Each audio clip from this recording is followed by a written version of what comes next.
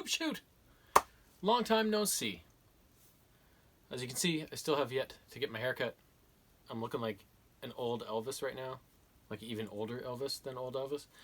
And, but it's coming. It's coming. Friday. I hope it's coming. Anyways, I've been up to some stuff, so let's get started. First up, a book I was looking forward to read for quite a while, and it seemed to take forever to come out in the paperback or whatever, and but it finally did, and it was awesome, and it is called Dooku, Jedi Lost. Count Dooku's kind of an enigma in the Star Wars prequels because, you know, everybody knows about the Emperor and about Anakin becoming Darth Vader and Obi-Wan and stuff. Dooku was one of the new characters introduced where you didn't really know much about him, why he turned to the dark side from the Jedi and all that stuff. And so this is kind of a bit of a backstory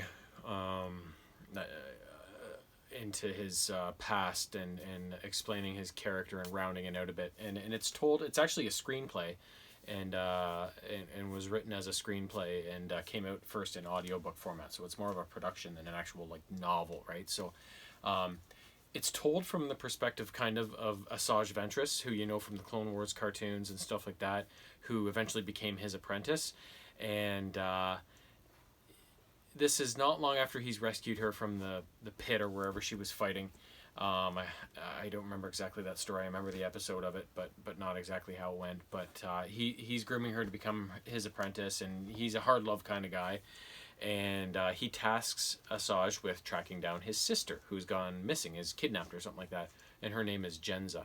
So you automatically learn off the bat that Count Dooku has a sister, and why does he want Asajj to go and rescue her? Why isn't he doing it himself, right? So then, as Asajj Ventress goes to rescue his sister, she reads journals, hollows, and stuff like that, recordings that kind of flesh out Dooku's life. And it all starts way back on his home planet of Sereno, where he is one of 3 children born into the nobility of the ruling house of Sereno. His father, the Count, is a hard ass. His mother's somewhere in between, and he's got a younger sister, Jenza, and I don't remember if his brother's older or younger, but a brother named Ramil. And but from an early age, Dooku is recognized as having Force abilities, and he is whisked away to the Jedi Temple. So he never really knew his family. He was taken away too young. So when he's at the temple, he makes friends with a young Jedi named Sifo Dyas. Camino, the clone army, Sifo Dyas.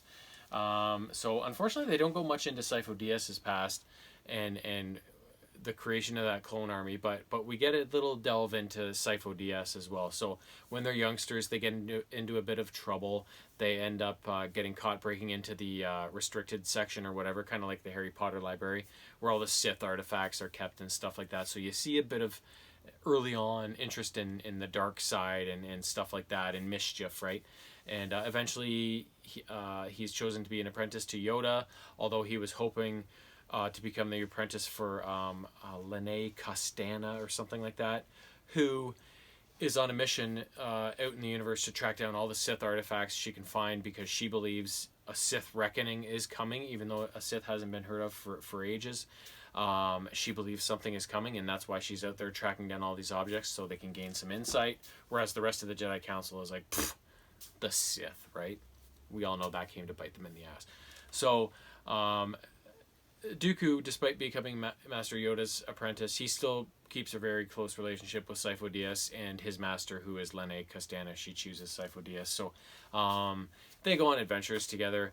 But early on, they're actually they go back to Dooku's home world of Sereno, where he encounters Jenza out in the public and has this kind of link to her. He can't understand it, and they find out that she is his sister, his family is from here, and whatever, and but it ends in disaster, and he's sent back to the Order with his tail between his legs. And then from that point onwards, it's just kind of a series of adventures that Dooku went through as he got older and older, and became a Jedi Knight, then became a member of the Jedi Council, before he finally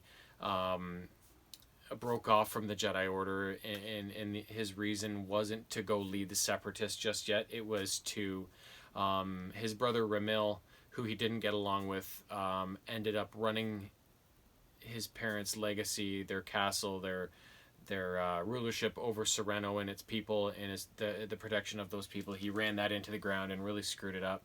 So Dooku, the story kind of culminates on Sereno when Dooku kind of loses it and takes down Ramil and ends up being like, sorry guys, I'm leaving the Order and I'm going to take care of business at home. So that's how he leaves, not necessarily how he becomes under Darth Sidious's influence and employ just yet, but we see his kind of all his trip through the Jedi Order and how he eventually broke away from it. So pretty cool story, interesting being written as a screenplay sort of thing. That was different, but hey, a little bit of variety is the spice of life, they say, right?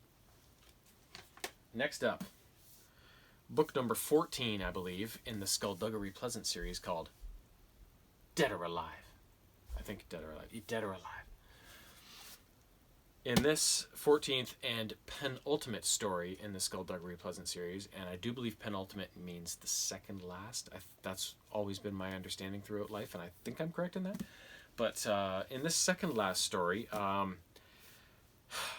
Skulduggery and Valkyrie are busy trying to shut down Damocles Creed, who has become the new supreme mage of the magical world, stationed in Roarhaven, the magical community outside of Dublin, and because China Soros, the previous Grand Mage, is in a coma after the events of the last book, and Skulduggery and Valkyrie know he's up to no good, and he is looking. He's a disciple of the Church of the Faceless Ones. He's actually the leader of it, and he wants to bring back the gods, the Faceless Ones, to rule Earth, which basically everybody thinks means, other than the followers of the Faceless Ones, means disaster, right? So Valkyrie and Skulduggery are trying to find a way to prevent Damocles' plan from happening and bringing the Faceless One gods back. And eventually Skulduggery decides that, you know what, the only way this is really going to happen is if we assassinate him. So Valkyrie has a real hard time. She says, you know, we fight, we kill, but only when we have to. We don't assassinate, right? But eventually she sees the logic in it as being the only real alternative, and so they go to perform the deed at a public rally or something like that. But somebody else beats them to the punch and assassinates him for them. So immediately they go to investigate the scene because they're arbiters in the High Sanctuary, and also because of their reaction to it, kind of knowing where the shot came from and stuff, they're also under suspicion. So they're being investigated. Well, they're investigating the actual killer on the scene, right? So so as this all unfolds, there's other stuff going on. Omen and Augur Darkly are back at school. Augur's having a real hard time after he destroyed the King of the Darklands in the last book. Something's wrong with him. Whereas Omen's getting a bit more confident, and he's getting more friends, and he's kind of leading a resistance against Damocles Creed and his kind of new measures and stuff. He's kind of keeping an eye out on for things around the school for Skulduggery and Valkyrie. And also Temper Frey is leading Tanith Low and some other people in fighting back against the City Guard, who are now with Damocles Creed's. He's made these new kind of measures, curfews and rights taken away. You got to go pray to the Faceless One so many times a week. He's instituting all these measures that are bringing a lot of people down that don't subscribe to the Faceless Ones. And the City Guard, on the strength of Damocles' kind of new chokehold on Roarhaven, are out beating people down, dragging them out of their houses, imprisoning them, or kicking them out of the city. Whatever they want to do, they're just doing it, right? So Temper Frey and Tanith Low are leading little insurrections against the City Guard and beating the shit out of them when they can, and kind of fighting back against this, right? Strategical strikes without the City Guard learning who they are that's doing this. So eventually, though, things turn a bit hairy, more Terminator style, because Valkyrie, on the strength of a previous vision she had of Alice in the future, goes to seek out a wizard who can astrally project. She wants to learn how to do that so she can warp ahead in the future and ask Alice, did Damocles Creed's assassination stop the activation wave from happening, and the Faceless Ones from coming back, and the child of the Faceless Ones from being found, and all the people around the world dying from this activation wave that brought all those events about? And Alice goes, no, that didn't stop it. It still happened, and I'm the child of the Faceless Ones, and all this stuff. And Valkyrie's like, oh shit. So she eventually gets back to her time, and actually she doesn't just astrally project. She actually, because she's so powerful, ends up actually time traveling her whole body and mind. So she comes back, but coming back with her, a passenger, is Skulduggery Pleasant from the future, who has renamed himself Cadaver Kane. Valkyrie didn't survive the activation wave. She turned into some sort of vulture creature thing. And Skulduggery, with this misery of losing her and losing the battle, turns kind of evil, and he turns into this Cadaver Kane guy. And so this guy hitches a ride back with Valkyrie, and this Cadaver Kane boasts that he's seen every future possibility. He knows the future. He knows everything that happens, and he knows how to manipulate it. And but the problem is he says he's there to help them, but they don't know his true intentions. They believe something else is up. And so they've got to, as the rest of the book unfolds, they've got to go ahead with their plans to try and stop Damocles, stop the activation wave from happening. They figure out these pillars that make a sigil located all around Roarhaven that are going to be activated on a certain night, and so they make these plans to stop them and stuff, but all the while knowing that they're going to have contingencies in place, because Cadaver Kane has seen the future and he knows all the things. So they're trying to outsmart him, even though he kind of is all knowing, right? So it all ends on the night of the activation wave, when all hell's gonna break loose. And there's a couple of surprises in store, and I don't really want to ruin it in case you haven't read it yet, if you are interested in reading it. But it's a really cool ending, and setting up a couple situations for the final book that are going to be need some major resolutions, that's for sure. So next up, we finished a few games lately. LittleBigPlanet 3. Big fan of the LittleBigPlanet series, and and this game starts off with the same thing as the first two games, like the message of everybody's random thoughts and ideas all go out into the verse, and they go to LittleBigPlanet, and where the whole world and galaxy of LittleBigPlanet is created out of these random thoughts and ideas, and that's why everything is so wacky and bizarre in LittleBigPlanet. And as this message is being put across at the start of this game, it's interrupted by this little fellow named Newton, who warps Sackboy through a wormhole to another kind of world called Bunkum, I believe it is, where he says that these Titans are going to be released and ruin and take and destroy our world, and I need your help to stop them, sort of thing. And it's Nana Pud, I think her name is Nana Pud, something like that, who's going to release all the Titans. And but then soon Newton becomes possessed and reveals that he's the one who actually is releasing the Titans and stuff like that. And so you're actually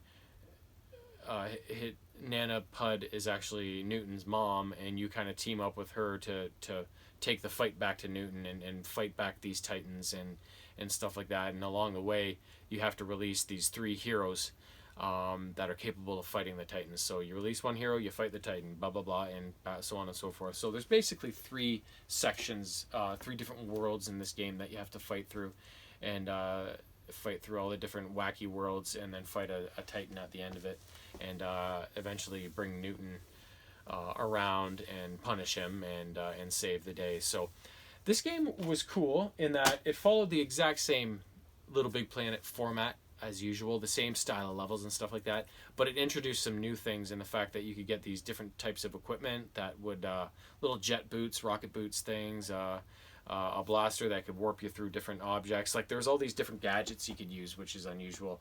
They haven't really been in the first 2 games. So they added some fresh stuff, and along with the 3 heroes that help you fight against the Titans in the game, you could control them at certain times as well, and they each had their own power. So there was a lot of variation to what was basically the same format of the game, just with these fresh variations, which made it different from the first two, which was kind of good and fresh, right? So the only downside to the game is that it really seemed really short. I remember the first two Little Big Planet games seeming like they took a long time to play, and there was lots of levels and lots of content, right? But this game just seemed like it was over in a blink with just the 3 different worlds, right? It was a really quick play, so that was kind of disappointing, but it was really good while we were playing it, so it kind of a trade-off, right? So good short games are better than bad long games, right? So there you have it. Next up, my son picked this up a couple years back, and I was just playing it over the last while, and I finally got stumped, and I was like, I can't play this anymore. It's too fucking hard. And it is called Infinifactory. In this game, you are abducted by an alien race and put to work, basically. You're cheap human slave labor, and your task is to use various types of objects made available to you by the aliens, and basically conveyor belts, sensors, and push levers, welders to weld parts together. You have to put all these objects together in a sequence that will get the supplies they're giving you to put on these conveyors and stuff, to get them to the end of the line in the format that the end of the line diagram calls for. So sometimes you have to, it's just a matter of putting, if you have 2 or 3 different types of objects coming on the line, you have to make them all go in the right order. Sometimes you have to weld certain parts together and get them to go in the right order and stuff like that. So, and then as you make your way through each level, you're given more and more different parts and gadgets to use to make everything happen. So the longer the game goes on, the much harder it gets, and the more kind of brain teasers these things are.